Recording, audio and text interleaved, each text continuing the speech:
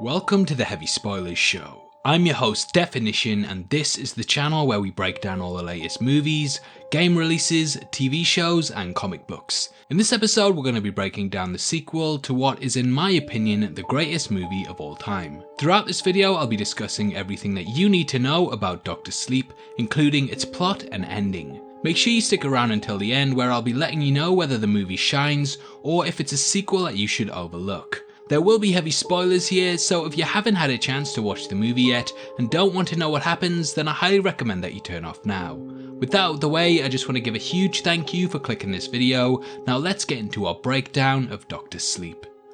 Okay, so Doctor Sleep is both a sequel to the original Shining novella by Stephen King, as well as the film adaptation by Stanley Kubrick. Even though there are several aspects in both that differ slightly, Doctor Sleep manages to meld the two entities into one continuity that pleases fans of both. In case you haven't seen or read The Shining, I thought I'd give a high level plot overview of the story, just to quickly get you up to speed if you're only here for spoilers. This is a very basic outline, and the film especially is worth checking out if you haven't, because it's an absolute masterpiece. So The Shining follows Jack Torrance, his wife Wendy and son Danny, who has an imaginary friend named Tony. Jack has been tasked with being a caretaker of the Overlook Hotel in the Rocky Mountains, and throughout the winter his sanity slowly starts to slip and he turns on his family, attempting to murder them. In the film, Danny learns from a chef at the hotel named Dick Halloran that he has a psychic ability known as Shining that allows him to see ghosts and supernatural elements that are part of a location. After being chased by Jack, Danny and Wendy manage to get away, leaving Jack to freeze to death in the hotel's maze at the close of the movie. Whilst I thought that, on the whole, The Shining was very ambiguous over whether the ghosts were real or not,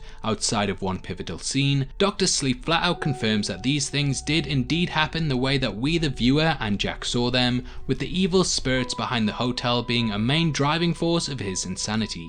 Doctor Sleep picks up not long after the events of The Shining, with Danny still haunted by the spirits of the Overlook that are continuously trying to feast upon him. With the ghost of Dick Halloran as his guide, he's able to create mental boxes that can entomb the spirits, and he goes through his childhood trapping them one by one.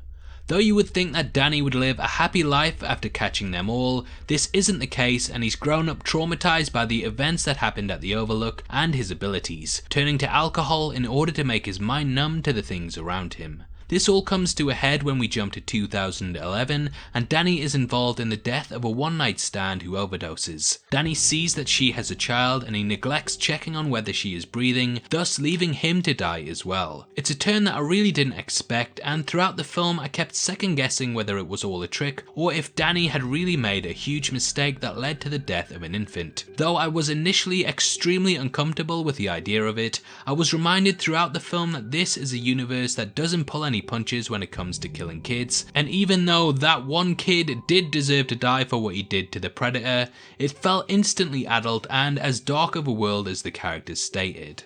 In order to get away from his guilt, Danny moves to another town where he lives a life of sobriety for many years after befriending a man named Billy. There's an awesome callback to the Overlook office when Danny is attempting to get a job, and he ends up operating as a hospital orderly that goes by the nickname Doctor Sleep. This is due to the fact that he eases those who are at death's door by calming them with stories about how going to the afterlife is like drifting off to sleep. It's clear he's keeping his head down and just wants an easy, uneventful life, but he is pulled into a world of danger once more when he encounters the character Abra, a young teen who, like him, has the ability to shine. Abra has unwittingly become a target of the True Knot, a cult of psychic vampires led by a character named Rose the Hat that feed off people with the ability to tap into the spiritual world. This draining of their life force allows the True Knot to extend their lifespan as long as they continue to feed, and feed they do. I was pretty shocked by just how depraved the movie gets at points, and quickly the True Knot become the kind of people that you just want to get as far away as possible from. Abra is an extremely strong psychic, and thus feasting upon her will grant them an even further extended lifespan that they can live off for centuries. The True Knot inhale a psychic's quote-unquote steam during their death, and the more pain and agony they cause, the better. Whilst the opening hour of Dr. Sleep is quite slow, and most might be put off by the pacing, it's purposely drawn out to develop these characters and give them motives for the paths that they take in the movie. Danny is a coward and thus struggles when it comes to admitting that they need to be stopped, whereas the True Knot, due to the dwindling psychics that now exist in the world, have grown desperate and even more extreme, tracking down their targets with an almost Terminator-like mindset. Abra pleads with Danny, who initially advises her to hide like him, but after he speaks to Dick once more, he realizes that they will simply keep coming until the girl dies a brutal, drawn-out death, and he knows that there is no real option but to take them head on and repay the debt for letting the child earlier in the movie and his mother die.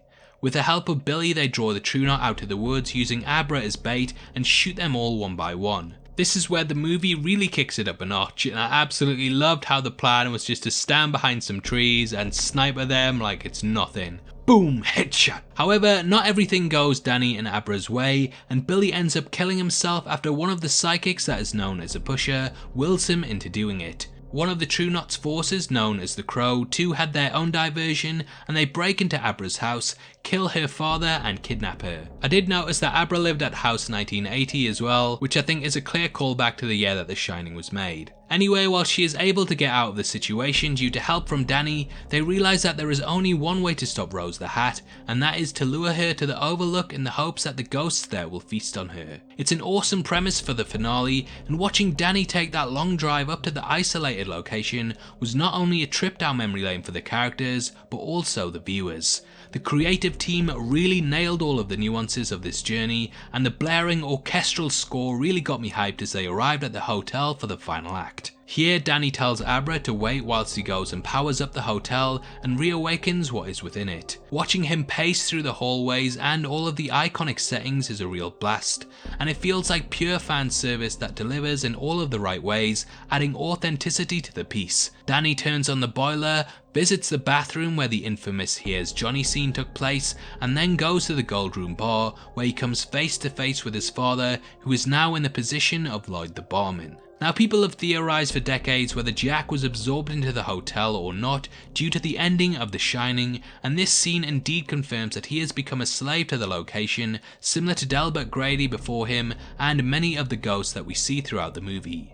Jack offers Danny a drink, stating that it's medicine that will help to cure the sickness of life, but Danny turns it down, sending Jack into an angry rage that has him drinking the alcohol that he poured out for the character. This scene is brilliant, and it's an absolute picture-perfect recreation of the original scene from The Shining. Though the actor slightly resembles Jack Nicholson, he really carries with him an undertone of the character that embodies the exact kind of person that Jack was, which in reflection cements exactly what kind of person Danny is. It's a real closing of the book on their relationship, and it reminds us that Danny, even though he exhibited many characteristics of his father, is not him, and thus he leaves the bar ready to take Rose head on.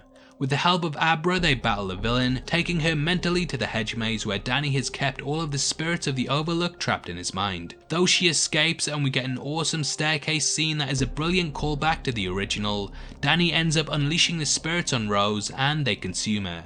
However, they turn their sights on Danny and the Overlook itself possesses him, changing him into a maniac that, similar to his father, chases Abra throughout the hotel, eventually arriving at room 237 where she manages to overpower the Overlook, reminding it that when Danny arrived he turned on the boiler. For those who don't know, in the original Shining book, the Overlook was destroyed at the end of it due to the boiler exploding, and though this wasn't brought across to the film, this kind of brings it full circle, and we watch as Danny rushes to the basement whilst Abra is able to escape outside. Danny finally frees himself of the hotel, and in the boiler room is joined by the spirit of his mother as the Overlook goes up in flames, whilst Abra watches from the outside. Back home, Abra discusses with Danny how she thought that he went up in flames with the location, and she worries that the world is full of people worse than Rose who may come for her. However, Danny reminds her that the world is also full of people like her, and that there are ways to fight the darkness. Abra's mother calls for her and asks who she was talking to, which is when we realise that Danny indeed died with the hotel and is now acting as a mentor to the girl, similar to how Dick did with him. Abra initially denies speaking to anyone, but then admits to her mother that she was speaking to Danny and informs her that there is an afterlife and that her father, grandmother and Danny are all there in happiness. Now, The Shining and Doctor Sleep both explore how violence is cyclical. For example, those who go through violence as children often end up being aggressive adults, and thus Danny's sacrifice is an attempt to break this cycle so that he does not become his father. This might not completely remove the world of all its evil, but it may make a place that shines slightly brighter. The world is often called a dark place throughout the film, but this sacrifice at least brings some light to it. Before going downstairs, Abra goes to the bathroom, and we see that she is greeted by the lady in the bath, who she will no doubt trap in her own mental boxes. The spirits of the Overlook are still out there and are probably coming for her, but now she knows what to do, and unlike Danny, she will not run in fear from them, but rather embrace who she is and take them head on, righting the wrongs of his past and making the world a safer place for psychics. That ends the film and closes out the Shining saga with a satisfying ending that definitely leaves the viewer with a real sense of hope. But what did I think about Doctor Sleep overall? Well, going into the film, I was very anxious and worried that this was going to be a big disappointment. As I mentioned earlier, The Shining is my favourite film of all time, and I've done a couple of in-depth analysis videos of it over the years that have really gotten to the core of it, and I absolutely love it. Needless to say, it's an amazing movie with a lot of layers in it, and building up to this, the fact that they were not only trying to do a sequel to that, but also the book had me very much in the mindset that they would fall flat on their faces. Or their own axes. That doesn't really work. However, I'm pleased to say that Doctor Sleep is a brilliant movie, and it's not only one of the best Stephen King adaptations ever made, it's also the best horror movie of the year. Mike Flanagan, the creator of The Haunting of Hill House on Netflix, has cemented himself as one of the best horror directors out there, and from the off he grounds the piece in an atmosphere that really elevates the movie and sent chills down my spine. This was an impossible task given to the creator that required a lot from him, but he quite comfortably surpassed all of my expectations. This is in part due to the phenomenal cast who really nailed down all of the nuances of the source material, and even with many of the recasts that I imagined to take me out of it, I'm happy to say that they completely knocked it out the park. Least of all, Rebecca Ferguson, who does a terrific job as Rose the Hat. She's creepy, charismatic, and just has something going on beneath the surface that makes her unknowingly terrifying. If I was to ding The Shining for anything, it would be that the villains in it, or rather the ghosts, didn't feel as threatening as they could be because they didn't really possess any physicality, and thus they had to manipulate Jack into carrying out their bidding. Juxtaposing this, the True Knot are very much alive and therefore a real force to be reckoned with from the off. This all adds towards an outstanding piece that, whilst falls slightly short of the Kubrick version, still has a lot going on that makes it a real triumph. Doctor Sleep earns its status as a worthy successor to The Shining, which is a big statement for me to be making. This should have failed, it should have been a disappointment, but everyone has pulled something together that is very special. I thoroughly enjoyed Doctor Sleep, and that's why it gets an 8.5 out of 10. Now obviously I'd love to hear your thoughts on Doctor Sleep and if you agree with my thoughts on the movie or not. Comment below and let me know, and if you enjoyed this video then please like it and make sure you check out my full breakdown of the Halloween timeline, which will be linked at the end. We went through the full watching order with Halloween expert Jimmy Champagne, so it's definitely worth checking out if you want to know more. If you want to come chat to me after the video, then make sure you follow me on Twitter at DeffinitionYT, or head over to my Discord server, which will be linked in the description below. Those are the best ways to keep up to date with all the latest videos on the channel, so hopefully I see you over there very soon. We're also giving away a free copy of the Marvel Phase 3 Part 1 box set on Blu-ray, which contains Civil War, Doctor Strange, Homecoming, Ragnarok and more, and all you have to do to be in with a chance of winning is like the video, make sure that you subscribe to the channel and leave your thoughts on Doctor Sleep in the comments section below. The winner is going to be chosen on the 15th of November and the set will be shipped out from then to whoever gets the prize, so best of luck to everyone who takes part. This is a channel for people who are mad into movies, so if that's the kind of thing you like, hit subscribe. Thanks again for taking the time to watch this. I've been Deffinition, you've been the best, and I'll see you next time. Take care, peace.